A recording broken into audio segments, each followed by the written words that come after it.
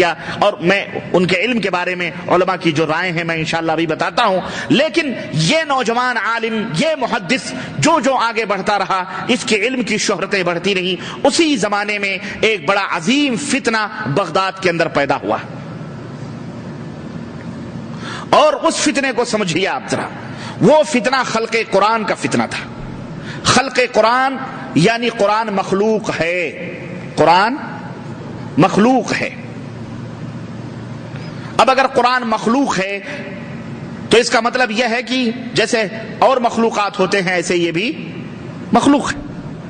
تو وہ کہتے تھے قرآن مخلوق ہے. یہ سوال کچھ بدعقیدہ معتزلہ اور دوسرے قسم کے لوگوں نے وہاں کے بادشاہوں حکمرانوں کے ذہن و دماغ میں ڈالا، اور انہوں نے بھی تلوار کے زور سے اس دور کے علماء کو مجبور کیا کہ تم اس عقیدے کو مانو کہ قرآن مخلوق ہے. امام احمد بن حنبل رحمۃ اللہ علیہ نے کہا قرآن یہ اللہ کا کلام ہے، اور اللہ کا کلام یہ مخلوق نہیں ہو سکتا، یہ اللہ کی صفت ہے، اور اللہ کی صفت یہ مخلوق نہیں ہو سکتی. یہ بڑا ہی عجیب و غریب مسئلہ تھا یہ، اور یہ مسئلہ ابھارنے والے عباسی دور کے خلیفہ مامون نے اس مسئلے کو دنیا کے سامنے رکھا. مامون نے کیوں رکھا؟ اس لیے کہ ایک فرقہ مسلمانوں میں پیدا ہوا، اور یہ فرقہ بہت پہلے پیدا ہو چکا تھا، ہارون رشید کے زمانے ہی میں. ہارون رشید کے زمانے میں یہ فرقہ جو پیدا ہوا خلق قرآن کا، اس زمانے میں ایک شخص تھا جاد ابن درہم، بغداد کے اندر جاد ابن درہم. اس وقت اس نے لوگوں کے سامنے یہ بیان دیا کہ بھئی اللہ تعالیٰ کے کوئی صفت وفت نہیں ہے، اللہ بس اللہ ہے خالی، نہ وہ بات کر سکتا ہے، نہ وہ سنتا ہے، نہ وہ بولتا ہے، نہ وہ ناراض ہوتا ہے، نہ وہ غصہ ہوتا ہے، نہ اس کو غضب، کچھ نہیں، بس اللہ ہے. اس نے یہ فتنہ ابھارا. جاد ابن درہم پکڑا گیا تو اس دور کے جو اس بغداد کے جو امیر تھے خالد ابن عبداللہ القصری، انہوں نے کہا قربانی کے دن کہا لوگو جاؤ تم اپنے اپنے گھروں اپنے اپنے قربانیاں کرو، آج میں جاد ابن درہم کی قربانی کروں گا. چنانچہ عیدگاہ میں خطبے کے بعد ممبر سے اتر کر خالد ابن عبداللہ جو امیر تھا اس وقت، گورنر تھا بغداد کا، اس نے اتر کر، یہ دور اموی کی بات ہے، بنو امیہ کے خاندان کی، اس نے جاد ابن درہم کو ممبر کے نیچے جو بدھا ہوا تھا ممبر سے پٹک کر اس کی گردن کو کاٹا. کہا یہ کہتا ہے کہ اللہ نہ بات کر سکتا ہے، نہ بات کرتا ہے، نہ سنتا ہے، نہ بولتا ہے، کیا ہمارا اللہ گونگا بہرا ہے؟ ایسا آدمی کافر ہے، اور ایسے آدمی کو دنیا میں جینے کا کوئی حق نہیں. یہ کہتا ہے نہ ابراہیم کو اللہ نے اپنا خلیل بنایا، دوست بنایا، نہ موسیٰ سے بات کی، جبکہ اللہ کہتا ہے وَكَلَّمَ اللَّهُ مُوسَىٰ تَكْلِيمًا، اللہ نے موسیٰ سے بات کی. یہ کہتا ہے اللہ بات نہیں کر سکتا، نہ بات کرتا، نعوذ باللہ، یہ کافر ہے، اس کو قتل کر دینا. جاد ابن درہم کو قتل کیا. پھر جہم ابن صفوان پیدا ہوا، اس نے بھی یہی فتنہ پیدا کیا جس سے آج تک فتنہ یہ چلا رہا ہے جہمیہ کے نام سے.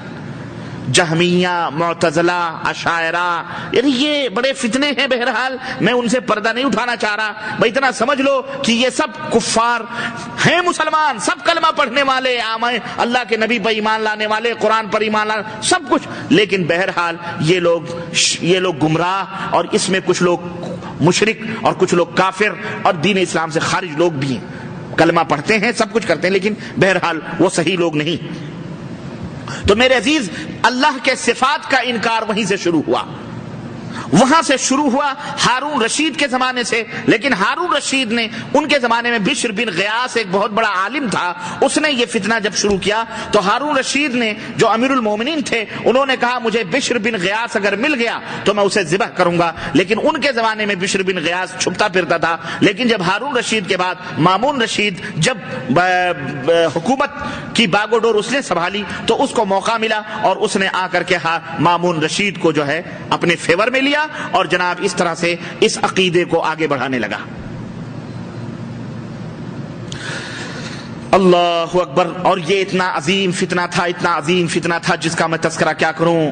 اتنا عظیم فتنہ تھا کہ سن 218 کے اندر بڑے بڑے محدثین، بڑے بڑے علماء پکڑے گئے. بغداد کے اندر اور پورے مملکت پوری سلطنت عباسیہ میں یہ اعلان کر دیا گیا کہ جہاں کہیں بھی ہماری طرف سے جتنے بھی قاضی یہاں سے ابتدا ہو رہی ہے، امیر المسلمین مومنین جو اس وقت تھا مامون رشید، اس نے کہا میری طرف سے تمام حکام کو، تمام حکومت سے ملے ہوئے لوگوں کو، چاہے وہ قاضی ہوں، مسجدوں کے امام ہوں، خطیب ہوں، کوئی بھی ہوں، جو بھی ہماری تنخواہیں لے رہے ہیں، سب کو یہ بات فرمان سنا دو کہ آؤ تمہارے عقیدوں کا امتحان لیا جائے گا۔ اگر تمہارے عقیدے یہ نکلے کہ قرآن مخلوق ہے تو ٹھیک ہے، تم کو تمہارے منصب پر، تمہارے عہدے پر باقی رکھا جائے گا، ورنہ اس منصب سے تم کو اتار دیا جائے گا۔ اس طرح سے یہاں سے آغاز ہوا۔ پھر میرے عزیز اس کے بعد سے یہ فتنہ اسحاق بن ابراہیم کے حوالے سے بڑھتا رہا، عوام بھی شریک ہوئے، محدثین کو گرفتاریاں شروع ہوئیں، اور اس نے کہا، اب دوسرا فرمان جاری کیا کہ سنو، ایسا کرو کہ جو شخص اس بات کا اقرار نہ کرے، اب عام پبلک کے اوپر یہ مصیبت آئی اور محدثین علماء پر آئی کہ جو شخص اس بات کا اقرار نہ کرے کہ قرآن مخلوق ہے، اس کو گرفتار کرو اور جکڑ کر کے ترتوس ہمارے پاس بھیجو۔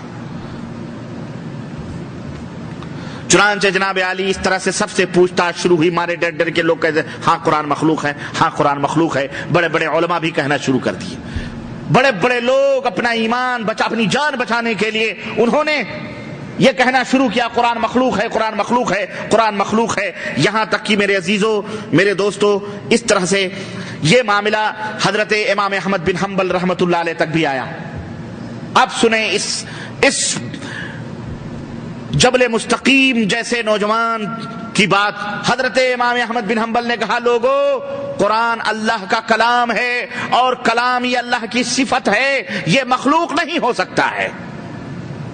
مخلوق ہم ہیں، تم ہو، آسمان ہے، زمین ہے، لیکن قرآن یہ اللہ کا مخلوق نہیں ہو سکتا ہے۔ ان کو گرفتار کیا گیا اور ان کے ساتھ 4 لوگ اور تھے، جن میں حضرت احمد بن حنبل نمبر 1 پر تھے، نمبر 2 محمد ابن نوح تھے، نمبر 3 قواریری تھے، نمبر 4 سجادہ، 4 محدثین تھے۔ ان کو گرفتار کیا گیا جنہوں نے کہا کہ اللہ کا کلام ہے یہ، اور یہ اللہ کا کلام مخلوق نہیں ہو سکتا۔ ان کے مشکیزے کسے گئے، ان کے ہاتھوں میں بیڑیاں لگائی گئیں، ان کے پیروں میں زنجیریں پہنائی گئیں، اور ان کو پابا جولا کر کے بادشاہ کے دربار میں لے جایا گیا۔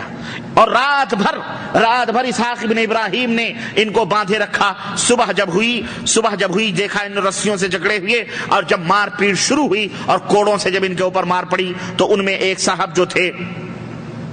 صاحب جن کا نام محمد ابن نوح تھا، انہوں نے بیچارے جو تھے، وہ سجادہ نام تھا ان کا، انہوں نے جب یہ ظلم دیکھا تو ان سے برداشت نہیں ہوا، اور انہوں نے کہا کہ مجھے چھوڑ دیا جائے، میں بھی اقرار کرتا ہوں کہ قرآن اللہ کا مخلوق ہے۔ اس طرح سے ان کو چھوڑ دیا گیا۔ باقی 3 بچے، ان کی بیڑیاں کاٹ دی گئیں، باقی 3 بچے۔ چنانچہ دوسرے دن بھی اسی طرح سے بیڑیوں میں جکڑ کر اور اسی طرح سے کوڑے مار کر کے ان سے پوچھا گیا۔ قواریری ایک صاحب تھے جو محدث، انہوں نے بھی کہا، بھائی ہم سے اب برداشت نہیں ہوتا یہ ظلم، ہمیں چھوڑ دیا جائے، ہم بھی مانتے ہیں کہ قرآن اللہ کا کلام ہے، لیکن یہ مخلوق ہے۔ کیا ہے یہ؟ مخلوق۔ باقی 2 بچے، محمد ابن نوح اور احمد بن حنبل رحمہم اللہ۔